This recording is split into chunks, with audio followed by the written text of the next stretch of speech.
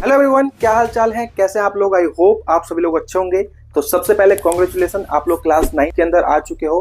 Class 9 की जो NCERT है ना, उसमें बहुत बड़े मेजर चेंजेस हो रहे हैं। पिछले साल की जो एनसीईआरटी थी उसको चेंज करके क्लास 9 की नई एनसीईआरटी है, जिसका डिफिकल्टी लेवल कैसा है, जिसके अंदर क्या क्या चेंज हो रहे हैं, वो सभी चीजें तुम्हें वीडियो के थ्रू मैं बता रहा हूँ। पिछले कुछ वीडियो के अंदर मैंने तुम्हें बताया था कि क्लास 9 का जो मैथ्स का सिलेबस है और क्लास 9 का जो साइंस का सिलेबस है उसमें क्या क्या चेंज आया है, कौन कौन से नए टॉपिक ऐड हुए हैं, कौन कौन से नए चैप्टर ऐड हुए हैं। तो अगर तुम उन वीडियो को देखना चाहते हो तो इस वीडियो को देखने के बाद तुम्हें लास्ट में लिंक मिल जाएगा, उस लिंक पे क्लिक करके तुम उस वीडियो को देख सकते हो। आज की इस वीडियो में हम बात करने वाले हैं क्लास 9 के सोशल साइंस के सिलेबस के बारे में, कि क्लास 9 का जो सोशल साइंस का ओल्ड सिलेबस था और क्लास 9 का जो सोशल साइंस का न्यू सिलेबस है, दोनों में क्या क्या डिफरेंस है, पहले कितनी बुक हुआ करती थी, कितने चैप्टर हुआ करते थे, और अब तुम्हारे सिलेबस में कितने बुक हैं, कितने चैप्टर हैं, सभी चीजों को इस वीडियो के अंदर मैं कंप्लीट डिस्कस करने वाला हूं।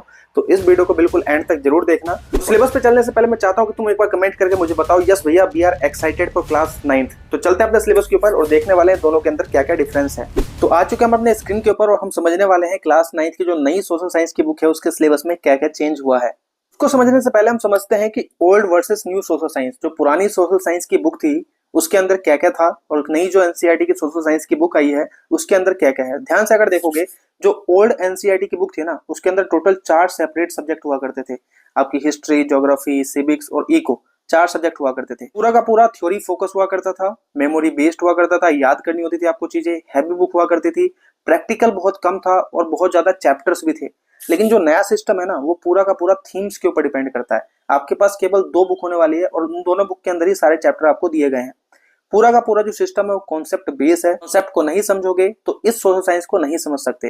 रियल लाइफ लर्निंग है, रियल लाइफ में इसका क्या इस्तेमाल है, प्रैक्टिकल टॉपिक्स दिए हुए हैं जो रियल लाइफ के अंदर यूज होते हैं, स्किल बेस्ड है, तुम्हारे स्किल को इम्प्रूव किया जाएगा और इससे क्या होगा, बच्चों के ऊपर लोड कम होगा, रटने की जो चीजें होंगी वो कम हो जाएंगी। देखते हैं जो ओल्ड सोशल साइंस की बुक थी उसके अंदर टोटल कितने चैप्टर्स थे।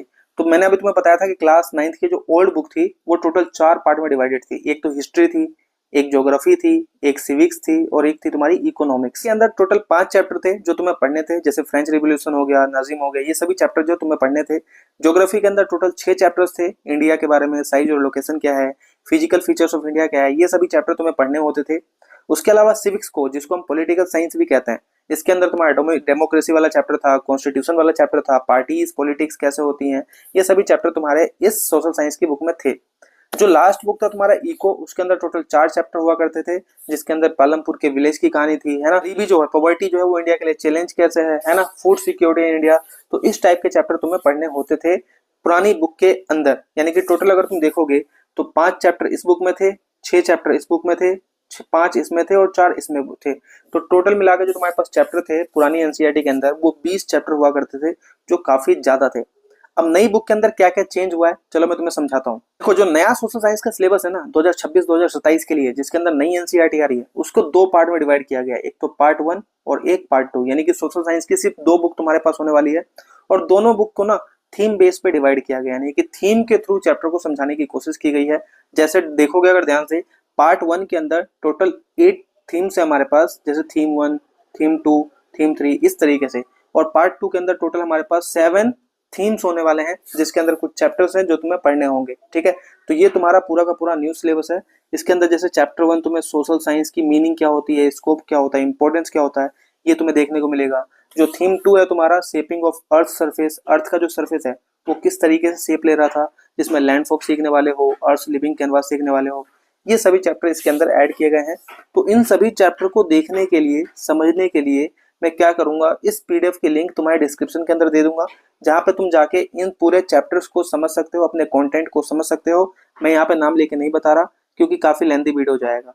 तो इस पीडीएफ की जो लिंक है वो डिस्क्रिप्शन के अंदर दे दूंगा, वहां से जाके तुम इस चैप्टर की पीडीएफ को डाउनलोड कर लेना और खुद से देख लेना कि कौन कौन से नए चैप्टर हैं जो तुम्हारे ऐड हुए हैं। आई होप तुमने ये कंप्लीट वीडियो देख लिया है। तो मैं चाहता हूँ कि तुम इस वीडियो को अपने दोस्तों के साथ भी जरूर शेयर कर दो, जिससे कि उसको भी अपने नए सिलेबस का पता चल सके।